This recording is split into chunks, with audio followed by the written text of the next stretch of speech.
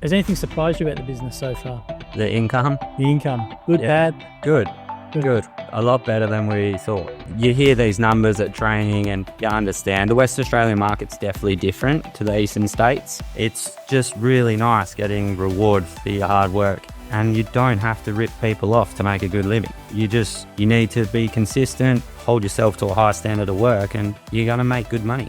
So, Brett, thank you very much for joining us today in the Jim's Mowing Jim's Group podcast. And I think you emailed Jim, I think maybe after the 30-day email where Jim sends how everyone's going, and sort of mentioned to him about coming on the podcast to talk about the great opportunity for younger people that it could be as well doing Jim's Mowing. But first of all, how have you been going in your franchise and how's it all been? Yeah, no, it's been fantastic so far, well above what we expected. I didn't expect as much work as we're getting. But yeah, it's one of those things, if you want to stay busy and you want to work hard, there's just endless amounts out there for us, which was really reassuring after moving up and not really knowing what we're in for. Just the way the system's set up, and our franchisor has been a massive help for us as well. So, no, very positive start. Yeah, I remember meeting you in training. I remember talking to you at lunch. It's sort of a bit, from our perspective, we know that you guys will be busy if you have a crack and stuff, but it's sort of one thing for us saying it for you to see it yourself. So just how busy have you been? Sort of what types of jobs have you been doing and how you've been enjoying the work overall?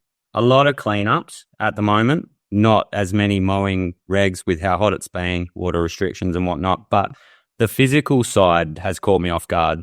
Like, I've grown up on a family farm, been farming my whole life. I didn't expect it to be as physical as it is. And it's been great. I've really enjoyed it. And that's where I think if we can get younger people to have a crack, is just such a big opening in the market for them. People just can't do it themselves. I understand why. Like, it's very physically demanding and it's only going to suit certain people. And when you say physically demanding in a good way, like what does it mean to you when you say physically demanding? Is it like just a lot of bending over? Is it a lot of moving around, a lot of walking? Yeah, that's right. We're starting in the middle of summer, especially on big cleanup jobs. It's definitely a good physically demanding, but that's where I think the younger people can really thrive with it. You get out what you put in with, is what I'm finding with this job. If you're willing to work hard and set a standard for yourself, you can do really well. And how old are you, Brett? 31. Only young.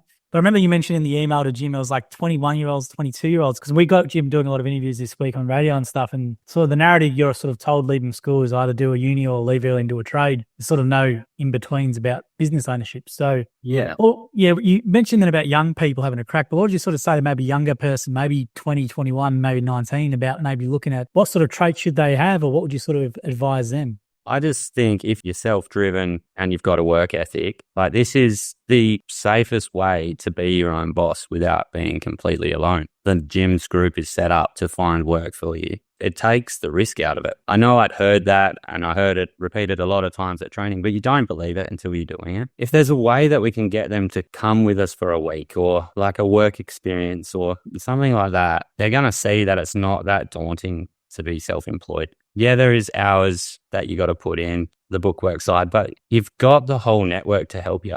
Everyone we've spoke to wants to help us. You don't feel like a burden at all. Now, you said daunting to be self-employed. Is this your first time at self-employment, or you've had a business before or anything? No, we've being on the farm, it's a family farm. We've always kind of worked for ourselves, worked for the family, but yeah, this is the first time my wife and I have gone out on our own. How have you found it? Yeah, good. Brilliant. You've only been on a month and you want to come on the podcast. It must be going good, which is great. It is. No, it's been fantastic. And I think for me, I've never had a job where you do the work and you get paid like you did. Now, being a farmer, I shouldn't laugh. All of my family are dairy farmers from back home in Warrnambool. So you would understand. It's like you work all year for your one big harvest. And with this, it was like I did a job and we were paid before I got home. And I was just like, this doesn't happen. Big changes with that and with learning city life, traffic, all the type of fun stuff that you don't see in rural Western Australia. But no, it's been very positive. It's been fantastic. Yeah, it's a good perspective. I've had a few farmers on before and no one's ever said that yet. I've had a few dairy farmers on and stuff, but you're right. You might have one harvest for the year and hope it's a good one. If not, it's a bit of trouble. So yeah, getting paid at the job, after the job must be a nice change. Yeah, it pushes you to hold yourself to a standard. And when you say standard, let's talk about the Jim's Mowing standard, because there's obviously a lot of independence online and Jim's Mowing's the big player and anything we do can never be right. So let's talk about a standard. What's your standard in your business? franchisor, Peter Rogers, he's really just mentored us really well in the way of, this is what I do, this is why I'm successful. If you work like this, if you present like this, leave a job like this, the rest is going to take care of it. He said that mowing and edging isn't the main thing. It's customer service and presentation. That's just stuck with me, and that's how I try and work every day. If you can walk away from the job proud of what you've done, you can't lose. Absolutely. I was going to say, Peter Rogers is a franchisee and a franchisor as well. So he's on the tools as well. So you sort of get that good, he exactly knows what you're going through. Yes, exactly. With me. Yeah. Yeah. And I was going to say with yourself, has anything surprised you about the business so far? The income? The income. Good, bad? Good. A lot better than we thought. You hear these numbers at training and you understand the West Australian market's definitely different to the eastern states. It's just really nice getting reward for your hard work, and you don't have to rip people off to make a good living. You need to be consistent, hold yourself to a high standard of work, and you're going to make good money. You just need to be willing to work. I was going to say, how do you think the WA market's different? So we keep in the group that I did training with. We run a WhatsApp group together and we keep in touch. And just the pricing, WA is definitely lower than the eastern states. Maybe it's population, I'm not sure. Maybe, but it's... I'm surprised to hear with all the good mining jobs over there people have. I'm surprised to hear that. That's right, yeah.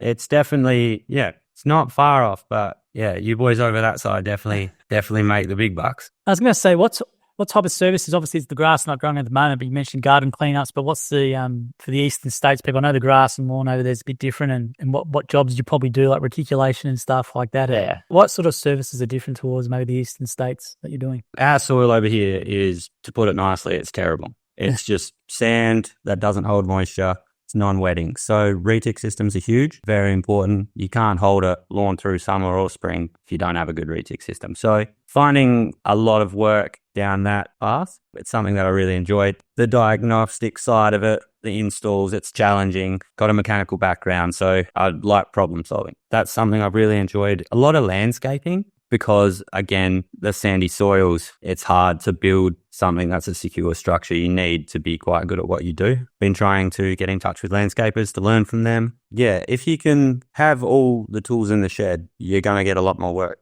Landscaping's a big one I want to learn. I think there's a huge area to expand in Perth with that, if you can do it well. Yeah, you got unlimited leads almost in landscaping, because obviously it's an optional service code you can do it. And some people get the gym's landscaping branded separate trailers as well. There's not many of them, but there's a good market and good money too if you can do it, for sure. It's hard work, but it's a really good one. Yeah, it's something you need to be confident in. Yeah. There's just too many repercussions if you cut corners.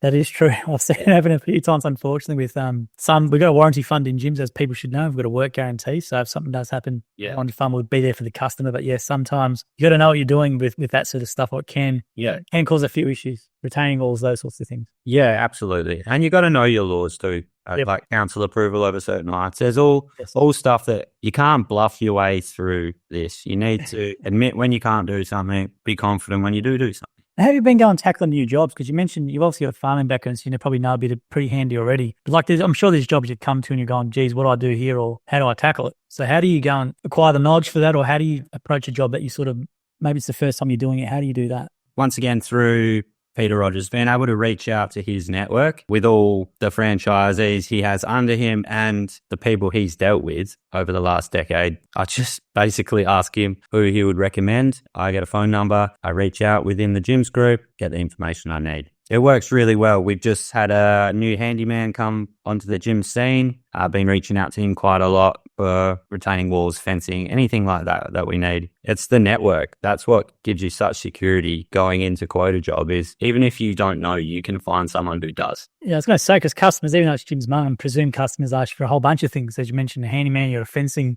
Yeah. Customers just will ask you for a lot of different things outside of what people might think Jim's mum can do. Absolutely. I went and quoted something last Monday, which they wanted me to basically project manage the install of that pool. Really? Which included landscaping, earth moving, plumbing, electricians, tree removal. And I did not think that's what I was walking into when the lead came through. So that one definitely, I had to get onto Peter quite quickly and say, mate, I need some phone numbers. So you're doing that one, are you? That is a work in progress, definitely. I don't know how that one's going to play out. Yeah. I've heard that quite often with franchisees, where they get where a customer get one's franchisee and they ask him, I don't know, you don't do this, but do you know someone, or can you do this or whatever? And the next thing you know, they're, as you said, they're a project manager bringing in 8, 9 out of 10 people and doing the work that needs to be done. But it just says a lot about the brand and the trust people must have in you. That's what I found. People love you. Rock up with your uniform. There's accountability. Like if you don't treat the customer right or they don't treat you right, there's traceability of what you've done, where you've been. They can put a name to you. Like if I'm disrespectful to a customer, they ring the gyms group. The gyms group know who's been there. And I like that too because it stops people being sloppy. Absolutely. Yeah. And that's what, when people use gyms, that's where they really want to come for. As you said, there is support there if needed, if something does happen, whereas with an independent, you don't get that support. The only thing you can do is leave a bad review and that's it. Whereas with us, there's always accountability. That's also something I've found is looking to the option of purchasing clients. Okay.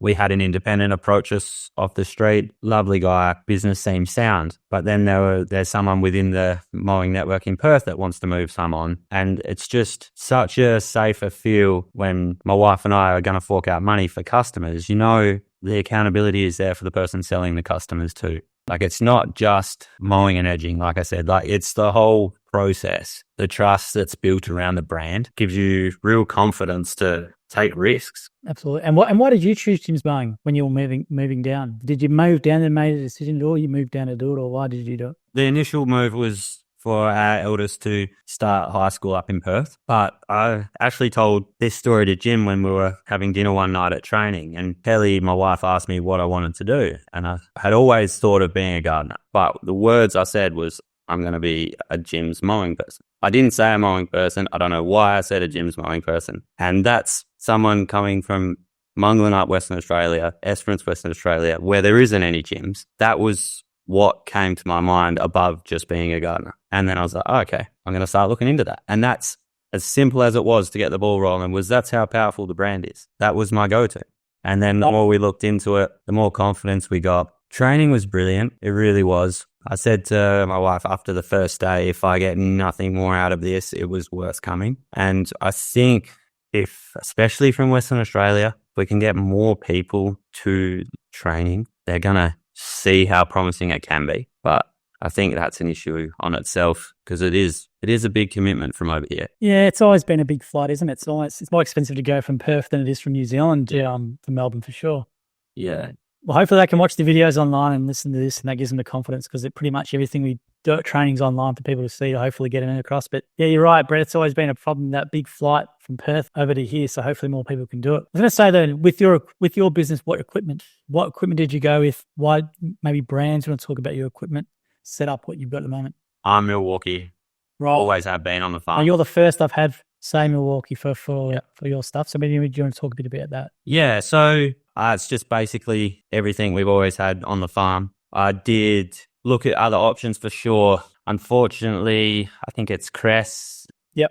They weren't able to come when we were at training, which were basic. They were the only guys that could have swayed me across, I think. But I just stuck with what I knew. The equipment's been brilliant. I like the battery power stuff. My mower is petrol though. Right. We cut a lot lower over in Western Australia. The electric mower doesn't go low enough. My ride-on is a bad boy 42-inch, which has been brilliant as well. But yeah, I can't fault the Milwaukee equipment. The batteries have lasted like they said they would. Never ran out of power. So far, everything's been great. And how many customers do you have? Do you have a lot of regular customers yet, or what's your client base size? I think in our first 30 days, we took 72 leads, but I think we're about at 25 regulars. Awesome. Like I said, it's hard to convert clean-ups into regulars, especially this time of year when they don't have a lawn to go back to maintain. So you can only suggest mowing sand so many times. I think 25 is pretty bloody good then, hearing that, because I know how hot Perth can get in the summer. So yeah, that's pretty good. That's a pretty good number. So what's your plan for your business? Are you hoping to grow to like a 80 customer base, or what do you sort of want to do?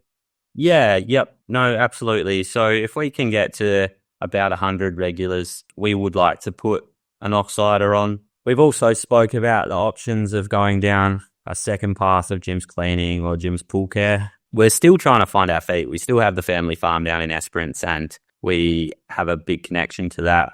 We need to go down and do work there, which again is why we lean towards gyms with the flexibility. I think once we get summer out the way, we look at possibly employing someone and really decide what our business goals are from there. Yeah. And see if we can still manage the farm side of things from 700 k's away. I was going to say, and when you mentioned your wife, so you and your wife are out in the field together, or how does it work? Yeah, on big jobs, she comes out and helps. But Kelly is the face of the business. She does the quoting. She does all the invoicing, chasing up suppliers, all that type of stuff. So I basically came up with the plan when I was at training, because we were going to just completely work together. But I thought if she could be the face of the business, do all the work required for me to just rock up to the job and do it, it's going to buy us time to be able to go down the farm. And it has worked really well. We have had to cut our leads back though, because we're basically booked up till March. And it's pretty good. Yeah, it's just hard to, people don't want to wait 4 weeks for a quote, which is completely understandable. We have been putting the hours in for sure, but we had 3 young boys and we are required at home at some point. So you got 3 young boys, you've got the farm you do, and you do the business together. Yep. Do you have time for anything else? Or is it all your time at the moment? All our time at the moment. We love going to the gym each day. So we do that in the morning together before we go off to work. But yeah, hopefully next summer I'll be able to play cricket up here. Yep. It was just a little bit too much with the move and getting the kids settled into school to commit to any sport. Right, you're a better bowler or all-rounder? I'm not that great at any of it, but I just really love it. Definitely a cricket diehard. I was going to say, with you're obviously good at time management then as a family, which is great. And I think a lot of people, I think one thing in gyms, you've got to be good at time management. So is there any software you use or anything, or how do you manage your time so effectively? We just run Jim's jobs, Jim's online, and we do all our invoicing through Xero. Yeah, we're still finding our feet there. Franchisor put us onto Circuit for our route planning. That works well, but mainly it's just controlling the chaos, mate. That's all you can do. And with 3 boys, there's plenty of chaos. I can imagine, but it's great that you've got a business which allows you to be flexible. Is that sort of the main, would have been the main thing as well? What business can we do for the flexibility that allows us to earn good money? Yeah. So if you need to get to the farm for an extended time or something with the boys or whatever, we can do it. Well, that's right. So I work through Saturday and Sunday so that I could take the boys to school for their first day. I could be there for that first drop off. Went all through this weekend because I wanted to watch the Super Bowl today. So you can do stuff like that. It's brilliant. We're going down the farm on the weekend. So next weekend, we'll just work through the weekend. It's just, you build it how you want to build it. If it's getting overwhelming, turn your leads off for a day. It's as simple as that. You're in complete control of how you want to run your business. Just being able to go, all right, it's Sunday. I want to be at home without my phone going off. You just turn your leads off. I don't know what business you can, as an owner, and especially coming from farming side, you can't do that. You're on 24/7. You have to be. If your livestock's out, if they're out of water, it doesn't matter what day it is, you need to deal with it. It's refreshing knowing that you can just turn the phone off. You know that those customers are still getting looked after. They're going to who's available that day. They're not missing out, but also you get time to have a life. You mentioned the training before, so coming over from Perth can be scary for the training, but you mentioned you love the training experience. What about the mowing component of the training? How did you find the mowing component? Because I know the boys, there would have been John and maybe was it Des? Yeah, John and Joe's Tate. Yeah. How did you find that mowing side of the training? Yeah, really good. They are both just genuinely good people. That gave me a lot of confidence as well, knowing that they'd been out in the field themselves, been very successful in what they do. You can see why they were successful, and I understand not every franchise owner is going to be as big as they were. They just really showed that you can make it your own. They were good with any questions that were WA specific or New Zealand specific. They knew that we need a chem cert over here where you don't. In I think most of the other states, you're not required to have one. They knew that we cut lower, so we couldn't go electric. They gave us real life in-field examples of what could go wrong and what can go right, which you don't want to just know about all the good stuff because then you're not prepared for anything to go wrong. And what has been the biggest learning for you so far in your business? What's been the biggest thing you've learned? Be honest and upfront with your clients. For example, I thought I smashed a window. So I called the client. She was at work. I asked if she had time to come home. I said to her, to be completely honest, I don't know when I did it, but I'm pretty sure this was me. And she was just like, no, that was the last mowing guy. And he didn't tell us about it. Obviously, that was a massive relief for me, but I was genuinely scared to call her because I was like, oh, my excess is going to be $500. That's more than the window's worth. But you just have to do the right thing. If you're open, people are going to understand. Like, we are going to make mistakes. It's just knowing that you've got your support and just be honest with it. And what advice then maybe for someone looking at doing what you're doing, what would you say to them? What would help them maybe do what you're doing? What would you sort of say? I believe if anyone could come with you out in the field, they're not going to turn it down. Yeah. We just need to get people in our youth driving around seeing what we do, because it's good fun. It's a brilliant job, and it's the best way to work for yourself. Like, I would promote the gyms group to anybody. The lifestyle you can have and the income you can make, it's just so flexible. Were you surprised by the income? Because I think people, there's still a lot of stigma around, cleaning or gardening or that $25, $20 an hour type of job. Yeah. Were we surprised by the income you've been doing? Yeah, absolutely. One thing Jim said was that trust the brand. Like, the reputation is there. It did take me a few weeks to really start trusting my quoting, but yeah, like, we were finding our feet in that first month, and we still did really well, and it just exceeded expectations with it. It was great. Quoting can be very tough for anyone. So what did you find? Was it about the quoting in the early days? Was it just about not sure about the amount, or not sure if people would pay it, or what was more from your perspective? I was a bit uneasy. I was just absolutely certain I didn't want to rip anybody off. Yeah. And I think I ended up ripping myself off the first couple of weeks. One thing I didn't take into consideration as much is how expensive it is to get rid of Green West. After my first week, we looked back and I was like, how are we not making money? And that was how, because the tip fees are ridiculous. I just could not believe it. We're on a farm. Everything does not go to the tip. So yeah, it was just a completely new experience for me. How can they promote people to do the right thing with their waste, with their garbage, and then charge them as much as they do? That's really shocked me up here, to be honest. Yeah. What's the average green tip, or what are you guys paying? So 2.5 cubic meters is $186. Okay, it's a lot. Yeah, that's not a lot of green waste. No, you got to factor, and this is what customers got to understand. You got to factor that in your price. Yeah. That's one cost of your business plus fuel and all those other things as well. Yeah, and you got to make a profit as well. So that's the whole key, isn't it? So how'd you fix your quoting up then? Was it just, did you do like a backwards calculation, or how did you, and like, I want to make this margin, or how did you actually come up with your figures for what you're doing? I got a price list from the tip and I started showing people. That's what I had to do, because I didn't believe it myself. So I thought, how are they going to believe it? So I got the price list. Yeah. I just was completely transparent with the customers, and they were all shocked as well. Most of them have never been to the tip before. Yes, that's a good point. So you're very transparent up front with it, and there was no problem. Yeah. There are going to be people that will try and walk over you, and that's just part of it. But most people are good people. How do you deal with the sticky customers then? Back yourself and your ability to know what you're worth. You can tell if people are being that way because of personal situations, or if they're just being mean. There is a difference. My wife is definitely better at picking it than I am. So I think I've learned a lot from her with that. Just the amount of people you have to deal with. Every now and then someone's going to try and pick your pocket. You just got to hold your ground. I find even if they're irritated or slightly aggressive, if you're genuine and nice, it makes them very hard to stay that way. That's true. It's very hard for them to keep being angry at someone who's just smiling back or being a bit happy or not reacting. Or offering you solutions to your problem. Yes, for sure. Now, is there anything else, Brett, I haven't asked you that you may want to say today? Or I've just peppered you with a lot of questions, different things. So is there anything else I haven't asked you maybe that you want to come on and say? No, not really. I just really think there's such an opening for a younger demographic here in WA. There is just so much physical work out there that people don't have to go and work for someone else for 15 years. They can start at 20, 22 and work for themselves the whole way through, build their business how they want to.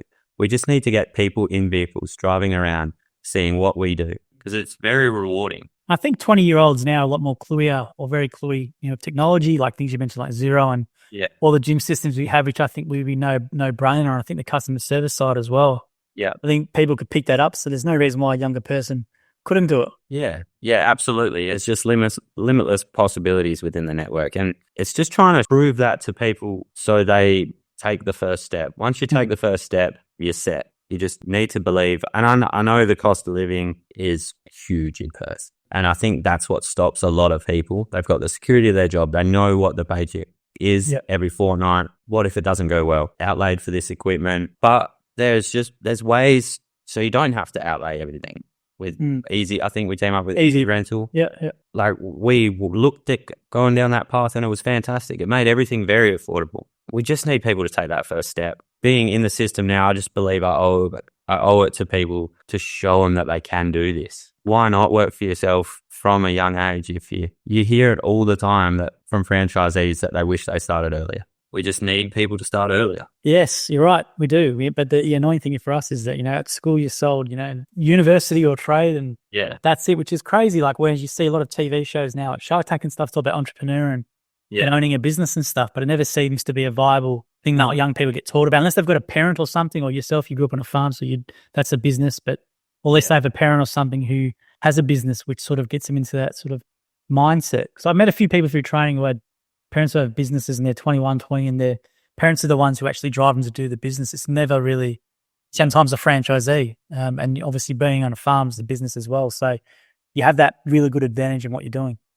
Yeah, no, that's right. And I understand social media is a great way to reach people, and you guys do tireless work over there creating content. We just, you can watch as many videos as you want. We just need them to get in a cab.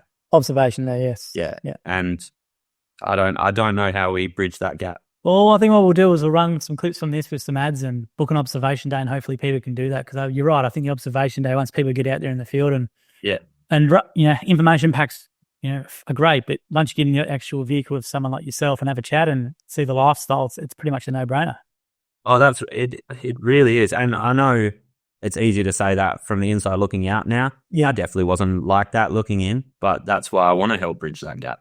Well, I should have asked you then about skepticism, obviously fees, because when people hear franchising, they hear, they all have funny things unless they know about it. So fees, how are you finding the fees in comparison to what you receive? How does that sort of marry up for you? The way I look at it is, if you convert that lead, you haven't paid anything. It's pretty simple. We were on a job doing a big cleanup, and private contractor who used to do the lawn walked up the back and said how we must be charging him because we work for Jim. He was absolutely shocked when I said, no, we are in complete control of setting our own pricing. Yeah. And he's like, no, you're not. And I'm like, yeah, we actually are. Like, we could do this for free if we wanted to. The people just don't know that. They just think that we're working for somebody, which we're not. We've bought our own piece of a very successful, very large business. That's how it keeps growing. And people have some funny ideas, Brett. We obviously do a lot of TikTok and stuff, and it's the same thing. Jim takes 40%. Why give 30%? Why pay a lead fee when you're not going to convert the job? And as you said, if you get that customer from a lead fee, let's say it's $12, whatever it is, and that customer stays with you for the next 10 years or whatever you're doing, a fortnightly or monthly, whatever you're doing, it's a really good value. And there's a lot of incorrect information, especially from independents, when it comes to gyms, unfortunately. Because you haven't paid advertising yourself, you're not having to put in the hours of what times to upload things, what groups to target. It's all done for us. The brand is built. That initial lead that comes through, we convert that. We know the percentages of, if you call back in under 5 minutes, you've got a great chance at getting that lead. It's so simple, but you guys have put the work in. You know the percentages. You know the success rate. Just back the system.